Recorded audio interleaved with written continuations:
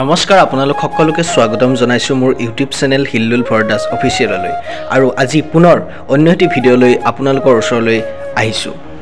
মই গৈছিলো উত্তৰ গুৱাহাটীৰ দীৰ্ঘেশ্বৰী দেৱালয় আৰু দৌল গোবিন্দ মন্দিৰলৈ। গতিকে আহকচোন তাৰ পৰিৱেশ যিমান সম্ভৱ দেখুৱাবলৈ যত্ন কৰোঁ।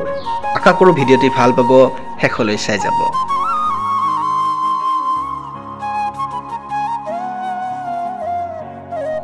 যেহেতু ইয়াত হনুমান মন্দিৰ আছে সেয়ে আমি বান্দৰলৈ আনিছিলোঁ কল আৰু এয়া বান্দৰক কল দিছোঁ। কি ধুনীয়াকৈ কলবোৰ বান্দৰে খাইছে চাওকচোন। এক অপূৰ্ব দৃশ্য আৰু এই দেৱালয়খনৰ পৰিৱেশ সঁচাকৈয়ে অতি মোহনীয় আৰু দেখি খুবেই ভাল লাগিছে। আৰু এই পৰিৱেশৰ মাজতে তথা আজিৰ খুব ধুনীয়া বতৰ, অকণমান কিনকিনীয়া বৰষুণ, তাৰ মাজতে দীৰ্ঘেশ্বৰী দেৱালয়লৈ আহিছোঁ আৰু তলৰ পৰা ওপৰলৈকে খটখটিৰে কিছু উঠিব লাগে আৰু এয়া মই হাতত কলৰ মোনালৈ আকৌ ওপৰলৈ অতিক্ৰম কৰিছোঁ, আহিছোঁ। চাই যাওক ভিডিঅ'টো।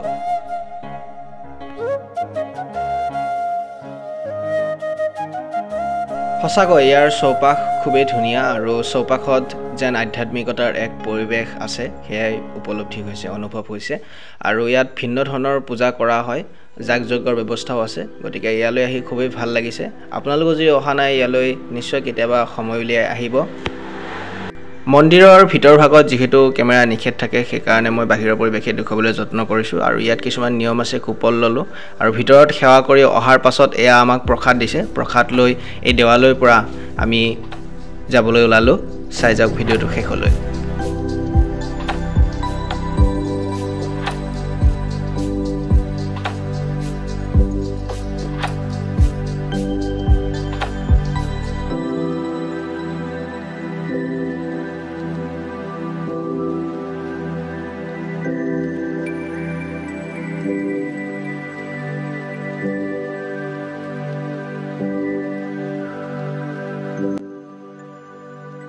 এইবাৰ আমি আহিলোঁ মহাপ্ৰভু শ্ৰী শ্ৰী দৌল গোবিন্দ মন্দিৰলৈ আৰু দৌল গোবিন্দ মন্দিৰত প্ৰৱেশ কৰি আমি দেখিলোঁ ইয়াৰ চৌপাশতো খুব ধুনীয়া আধ্যাত্মিক পৰিৱেশে বিৰাজ কৰিছে আৰু অসংখ্য জনগণ আহি ইয়াত সমাৱেশ আমি দেখিবলৈ পাইছোঁ। খুব ধুনীয়া লাগিছে পৰিৱেশটো, ইয়াত আহিও খুবেই ভাল লাগিছে আমাৰ।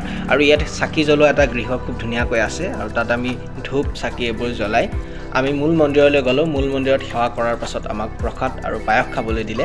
আমি অতি সন্তোষ পালোঁ আৰু তাৰপিছত আমি পুনৰ ঘৰমুৱা হ'লোঁ। বন্ধু বান্ধৱীসকল, আজিৰ ভিডিঅ'টো ইমানেই আছিলে। যদি ভাল পালে শ্বেয়াৰ কৰি দিবলৈ একদমেই নাপাহৰিব। পুনৰ অন্য এটি ভিডিঅ'ৰ সৈতে আপোনালোকৰ ওচৰলৈ আহিম, তেতিয়ালৈ অপেক্ষাৰে বাট চাই ৰ'ব। ধন্যবাদ। জয় আই অসম।